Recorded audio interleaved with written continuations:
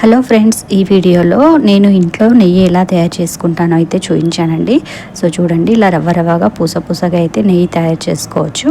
Hello friends, నమస్తే, welcome back to my channel. ఈరోజు నేనైతే నెయ్యి ఎలా తయారు చేసుకుంటానో చూపిస్తున్నానండి. సో చాలా సింపుల్గా చేసుకోవచ్చు అనమాట. ఏం లేదు, రోజు మనం పాలైతే వేడి చేస్తాం కదా, వేడి చేసినప్పుడు వచ్చే మీగడని మనం పక్కకు తీస్తూ ఉండాలన్నమాట. ఇది వచ్చేసి వెన్న అయితే ఇలా కడుగుతున్నాము. సో దానికంటే ముందైతే మనం మీగడ ఇలా రోజు తీసుకుంటాం కదా, అలా తీసేటప్పుడే కొద్దిగా పెరుగు అనేది వేసుకోవాలండి మీగడలో. అలా రోజు తీసిన మీగడ అయితే మనకు ఒక బాక్స్ నిండా అవుతుంది కదా, అప్పుడైతే మనం ఇలా మజ్జిగ చిలుక్కోవాలన్నమాట. ఆ మీగడంతా కూడా ఇలా మిక్సీ జార్లో వేసుకొని అది మునిగేంత వరకు నీళ్ళు అయితే పోసుకోవాలండి. ఇలా పోసుకొని చిలుక్కోవడం వల్ల చాలా ఈజీగా అవుతుందన్నమాట. అదే మనం గిన్నెలో పోసి కవ్వంతో చిలికే బదులు ఇలా మిక్సీలో పట్టుకుంటే తొందరగా అయిపోతుంది. సో మనం మిక్సీలో వేసి మిక్సీ అయితే ఆన్ ఆఫ్ చేసుకుంటూ ఉండాలన్నమాట. మనం నార్మల్గా పౌడర్ కానీ పిండి కానీ ఇలా పట్టేటప్పుడు కంటిన్యూగా మిక్సీ పడతాం కదా, అలా పట్టకుండా ఆన్ ఆఫ్ చేసుకుంటూ మిక్సీ అయితే పట్టుకోవాలండి.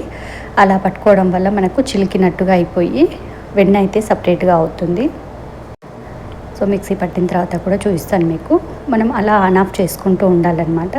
చేసుకోవడం వల్ల మంచి చిలికినట్టుగా అయిపోయి వెన్న సపరేట్ అవుతుంది. మంచి ముద్దలాగా అయితే తీయొచ్చు తర్వాత. సో చూడండి, ఇలా అయితే సపరేట్ అయింది. మజ్జిగ సపరేట్ అయిపోయింది, అలాగే వెన్న కూడా సపరేట్ అయిపోయింది. ఈ మజ్జిగ ఉంటుంది కదా, మజ్జిగతో మనం చల్లచారు అనేది కూడా చేసుకోవచ్చు అనమాట. సో నేను అలాగే చేస్తాను. అండ్ ఇప్పుడు ఇదంతా ఉంది కదా, ఈ వెన్న అంతా కూడా మనం సపరేట్ చేసుకోవాలండి. సో ఇంత మంచిగా తేలిపోయింది కదా, వెన్నంతా కూడా ఇట్లా సపరేట్ అవుతుందన్నమాట. ఇలా మిక్సీలో పట్టుకోవడం వల్ల చాలా ఈజీ ప్రాసెస్ అయితే అవుతుందన్నమాట.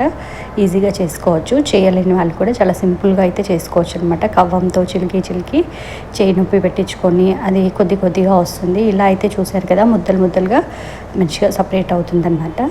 సో చాలా బాగా వస్తుంది. సో అందరు కూడా ఇలా చేస్తారనుకుంటున్నాను. నేనైతే ఈ ప్రాసెస్లో చేస్తానండి. సో అది ఒకసారి మీతో షేర్ చేద్దామని చెప్పేసి ఈ వీడియో అయితే తీశాను. ఇలా వెన్న అంతా కూడా మనం సపరేట్గా తీసుకోవాలి. ఇలా తీసుకున్న తర్వాత కూడా మళ్ళీ ఒకసారి మనం వాటర్ ఉన్నాయి కదా, మజ్జిగ వాటర్, మళ్ళీ ఒకసారి మిక్సీ పడితే మళ్ళీ కూడా మనకు అందులో వెన్న అనేది వెళ్తుందండి. అలా పట్టుకొని మొత్తం కూడా వెన్న ఇలా సపరేట్గా తీసుకోవాలి. ఆ వెన్న అనేది ఇట్లా మొత్తం కూడా వాటర్లో వేసుకోవాలి. చూసారు కదా, ఇలా వెన్న సపరేట్ చేసుకున్న తర్వాత ఒక 2-3 సార్లు అయితే వాటర్లో కడుక్కోవాలండి. ఫైనల్గా నేను లాస్ట్కి ఇలా మంచినీళ్ళలో మళ్ళీ ఒకసారి కడుగుతున్నాను. ఇలా వైట్గా మంచి వాటర్ ఒక 2-3 టైమ్స్ కడుక్కుంటే సరిపోతుందండి. అందులో ఉన్నదంతా మజ్జిగంతా వెళ్ళిపోతుంది అనమాట. మనకి ఇలా వెన్న మాత్రమే వస్తుంది.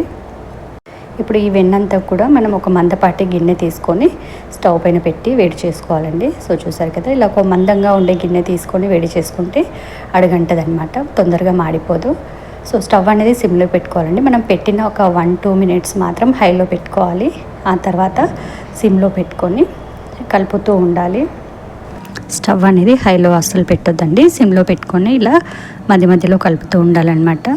సో ఇలా వైట్గా ఉన్నాయి కదా, నురుగులాగా బుడగల్లాగా ఉన్నాయి కదా, సో అదంతా కూడా మనకు ఎగిరిపోయి నెయ్యి అనేది మంచి బ్రౌన్ కలర్ వచ్చిన తర్వాత స్టవ్ అయితే ఆఫ్ చేయాలండి. కొంతమంది వైట్గా ఉన్నప్పుడే ఆఫ్ చేస్తారు.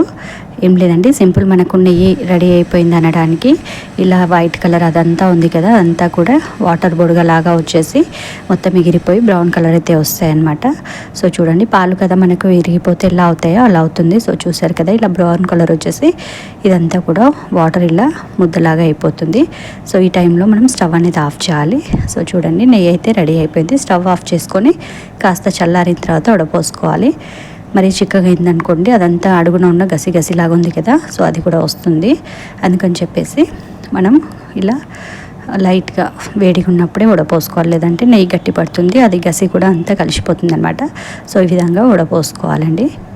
సో కొద్దిగా చల్లారిన తర్వాత అయితే మనకు నెయ్యి అనేది మంచిగా రవ్వలాగా కనిపిస్తుంది. సో పూసగా నెయ్యి అంటారు కదా, సో అంత మంచిగా తయారవుతుంది అనమాట. బయట కొంటే మనకంతా కల్తీ నెయ్యి అయితే తయారు చేస్తున్నారు కదండి. ఇలా ఇంట్లో తయారు చేసుకుంటే సో స్వచ్ఛమైన నెయ్యి అయితే పిల్లలకు పెట్టొచ్చు. సో ఫ్రెండ్స్, నెయ్యి చేశాక గిన్నెలు అనేవి జిడ్డుగా ఉంటాయి కదా, అలాంటప్పుడు వేడి నీళ్ళతో కడిగేస్తే ఆ జిడ్డు అనేది పోతుందండి. సో ఇది వాళ్ళ వీడియోలో ఉందో కామెంట్ చేయండి, లైక్ చేయండి, ఛానల్ సబ్స్క్రైబ్ చేయండి, ఫ్రెండ్స్ ఫ్యామిలీ మెంబర్కి షేర్ చేయండి. Thank you for watching.